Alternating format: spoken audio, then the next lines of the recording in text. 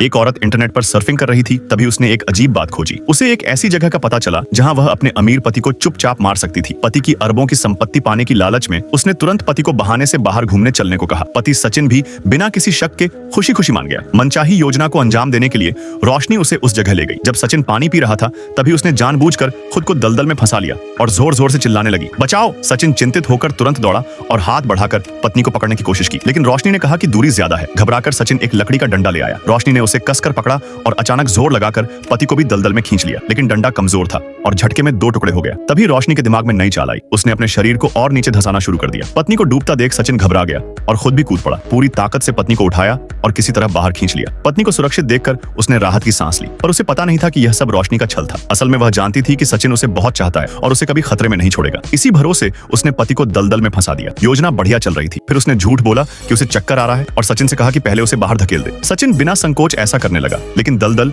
उम्मीद से कहीं ज्यादा मुश्किल था। घंटों कोशिश करने पर भी दोनों वहीं फंसे रहे। अब रोशनी भी डर गई। उसका असली मकसद तो पति को मरवाना था, मगर अब खुद भी फंस गई। वह जूते उतार कर निकलने की सोच रही थी कि तभी उसे कुछ छूटा। एक बुरा एहसास हुआ। दोनों ने मिलकर जोर लगाया, तभी अचानक एक लाश सतह पर आ गई। यह देखकर दोनों डर से कांप गए। होश संभालने पर पता चला कि उस लाश का चेहरा अंदर धंसा हुआ है, यानी वह भूख से मर गया था। सचिन को पास ही उसका बैग मिला और रोशनी को एक बंदूक, मगर लाश देखकर वे घबराए और उसे फिर से दलदल में दबा दिया। सामान टटोलने पर सिर्फ एक चाकू और एक लाइटर मिला। बंदूक में भी केवल 2 गोलियां थीं, जैसे मानो आत्महत्या के लिए छोड़ी गई हो। सचिन ने कहा, अब 2 ही रास्ते बचे हैं, या तो चुपचाप किसी के आने का इंतजार करो या फिर खुद को खत्म कर लो। मगर रोशनी को पता था कि यह इलाका सुनसान है, यहाँ कोई नहीं आएगा। अब वह पछता रही थी, रो रही थी। उसने पति को मारने का विचार छोड़ दिया। अगर पहले पता होता तो वह कभी इस जगह कदम नहीं रखती। अब बस खुद को बचाना ही एकमात्र रास्ता था। सचिन ने उसे ढांढस बंधाया और कहा कि पीछे एक बड़ी चट्टान है। अगर वे बैग को पट्टियों में काटकर रस्सी बना लें और गांठ बांधकर उस चट्टान से बांध दें तो शायद बाहर निकल पाए। दोनों ने मिलकर बैग काटा, बांधा और काफी देर बाद लंबी रस्सी तैयार हुई। लेकिन दलदल से निकलना आसान नहीं था।